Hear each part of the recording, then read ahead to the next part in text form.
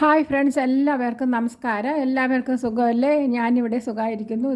ഇന്ന് നല്ല ചൂടുള്ള സമയത്ത് നമുക്ക് കുടിക്കാൻ പറ്റിയ ഒരു പേരയ്ക്കയാണിത്.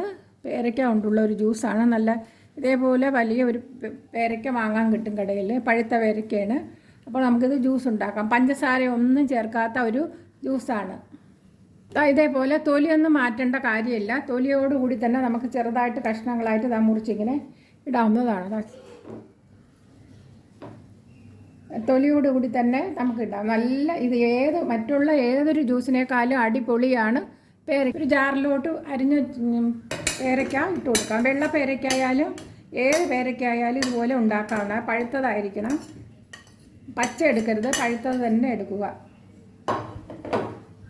1 ടേബിൾ സ്പൂൺ ലെമൺ ജ്യൂസ് എടുക്കുക. 1 ടേബിൾ സ്പൂണാണ് ലെമൺ ജ്യൂസ് എടുത്തിട്ടുള്ളത്. ആ ലെമൺ ഇങ്ങനെ പിഴിഞ്ഞതാണ്, ലെമൺ ജ്യൂസാണ് എടുത്തേക്കുന്നത്. നമ്മളിനി മധുരത്തിന് ഹണിയാണ് ഉപയോഗിക്കുന്നത്. ഡാബറിൻ്റെ ആണ് ഏറ്റവും നല്ലത്. അത് നമുക്ക് ഇടാം. പഞ്ചസാര ഉപയോഗിക്കുന്നില്ല. ഒരു 2 ടേബിൾ സ്പൂൺ വേണം. 2 ടേബിൾ സ്പൂൺ ഹണി ഒഴിച്ചിട്ടുണ്ട്. ഒരു നുള്ള് ഉപ്പാണ്. ഉപ്പ് ഒരു നുള്ള് ഇടാവൂ, അത്ര ഇടാവൂ. ഇനി നമുക്ക് അരയ്ക്കാൻ ആവശ്യമായ വെള്ളം ഒഴിച്ചു കൊടുക്കാം. 1 ഗ്ലാസ് വെള്ളം ഒഴിച്ചു,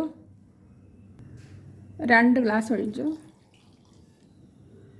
3ാമത്തെ ഗ്ലാസ് വെള്ളം ഒഴിക്കാം. ഇനി ബ്ലെൻഡ് ചെയ്തിട്ട് വരാം.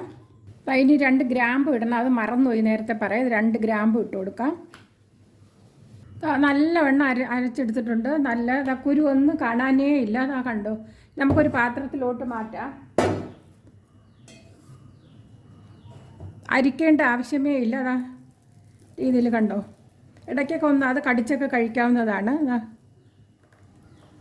അടിയിലൊന്നുമില്ല, യാതൊന്നുമില്ല. അരിക്കേണ്ട യാതൊരു ആവശ്യവും വേണ്ടി വരില്ല. ഇനി ഇതിലേക്ക് തണ്ണിമത്തൻ പഞ്ചസാരയൊന്നും ഇടുന്നില്ല. ഷുഗർ ഉള്ളവർക്കും ഡയബറ്റീസുകാർക്കും കുടിക്കാൻ പറ്റുന്നത് ആ രീതിയിലാണ് ഇട്ടത്. പേരയ്ക്ക ജ്യൂസിൽ ഷുഗർ ഉപയോഗിക്കാൻ പറ്റുന്നവർക്ക് ഇതിൽ പഞ്ചസാര ഇട്ട് കുടിക്കാവുന്നതാണ്. നല്ല സ്വാദാണ്. മറ്റുള്ള ജ്യൂസിനേക്കാളും അപേക്ഷിച്ച് നല്ല തണുത്ത വെള്ളം ഒഴിച്ച് തന്നെ അടിക്കുക. ഐസും കൂടെ ഇട്ട് ഫ്രിഡ്ജിൽ വെച്ച് കുടിച്ചാൽ വളരെ സ്വാദാണ് ഈ പേരയ്ക്ക ജ്യൂസ്. അപ്പോൾ ഇത് നമുക്കിട്ട് കൊടുക്കാം. ഇതൊക്കെ നമുക്കൊന്ന് കലക്കിയെടുക്കാം. ഹണി 1 ടേബിൾ സ്പൂണും കൂടി ഒഴിച്ചു കൊടുക്കുകയാണ് മധുരത്തിന് വേണ്ടി. മധുരം ഉപയോഗിക്കാത്തവർക്ക് ഒഴിക്കേണ്ട ആവശ്യമില്ല. ഇനി ഇതിലേക്ക് 2 ചെറുപഴവും കൂടി അരിഞ്ഞിട്ട് കൊടുക്കുന്നതാണ്.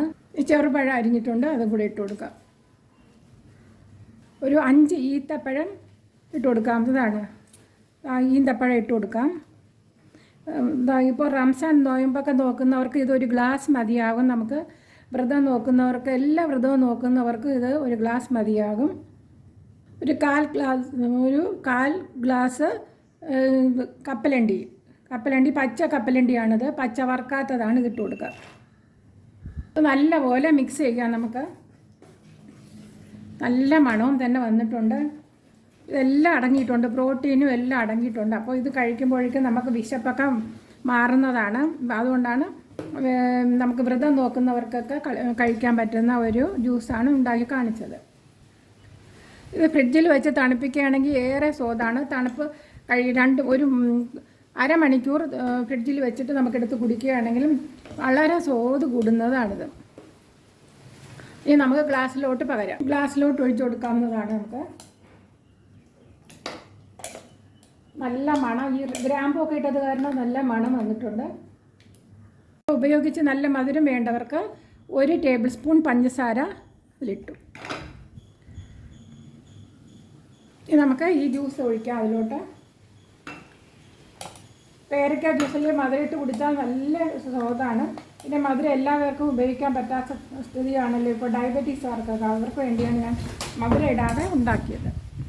ഇതിന് കലക്കിയില്ല, നല്ലവണ്ണം കലക്കിയിട്ട് നമുക്ക്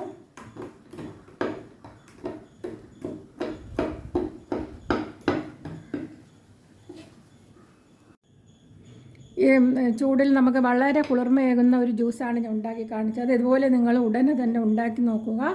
എല്ലാവർക്കും ബൈ. ഇനി അടുത്തൊരു വീഡിയോയുമായി കാണാം. സബ്സ്ക്രൈബ് ചെയ്യാത്തവർ പ്ലീസ് സബ്സ്ക്രൈബ് ചെയ്യുക, ലൈക്ക് ചെയ്യുക, കമൻ്റൊക്കെ ഞാൻ എല്ലാം സ്വീകരിക്കുന്നതാണ്. ബൈ.